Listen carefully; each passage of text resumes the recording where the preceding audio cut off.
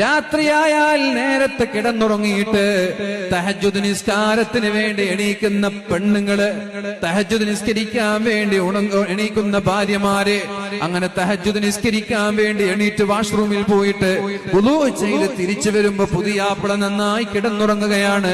ആ പുതിയാപ്പിളയുടെ മുഖത്തേക്ക് തന്റെ കയ്യിലുണ്ടായിരുന്ന വെള്ളം കുടഞ്ഞ് തന്റെ ഭർത്താവിനെ തഹജ്ജുദ് നിസ്കരിക്കാൻ പ്രേരിപ്പിക്കുകയും എന്നിട്ട് രണ്ടുപേരും ഒന്നിച്ച് നിസ്കരിക്കുന്ന ഒരു കുടുംബമാണെങ്കിൽ അവരുടെ ദാമ്പത്യ ജീവിതം മനോഹരമായിരിക്കുമെന്ന് പരിശുദ്ധ റസൂലുള്ളാഹ് റഹിമല്ലാഹു റഅൻ, അല്ലാഹുവിന്റെ റഹ്മത്ത് ആ കുടുംബത്തിൽ ഉണ്ടാകുമെന്നാ പറഞ്ഞത്.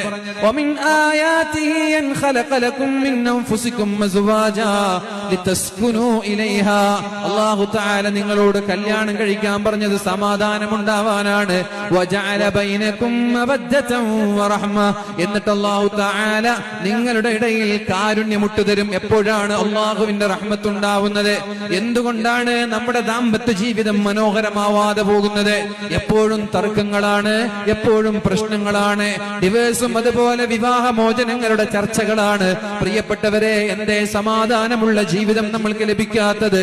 അതിന്റെ പ്രധാനപ്പെട്ട കാരണം അള്ളാഹുവിന്റെ ഖുർആനിൽ നിന്ന് നമ്മൾ അകന്നു എന്നത് തന്നെയാണ്.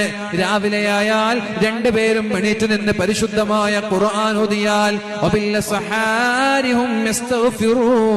അത്താഴ സമയമാകുമ്പോ രണ്ടുപേരും എണീറ്റ് തഹജ്ജുദ് നിസ്കരിച്ചിട്ട് ഭാര്യയും ഭർത്താവും ഒന്നിച്ചിരുന്ന് ഖുർആൻ ഓതുന്നൊരു വീടാണെങ്കിൽ ആ വീട്ടിലേക്ക് അല്ലാഹു റഹ്മത്ത് ചൊരിയും, ആ വീട്ടിലേക്ക് അല്ലാഹു കാരുണ്യം ചൊരിയും. പ്രിയപ്പെട്ടവരെ, ആ വീട്ടിലെപ്പോഴും സന്തോഷമായിരിക്കും, പിണക്കങ്ങൾ ഉണ്ടാവൂല. അല്ലാഹുവിന്റെ ഹബീബിന്റെ ദാമ്പത്യ ജീവിതം അങ്ങനെയായിരുന്നല്ലോ.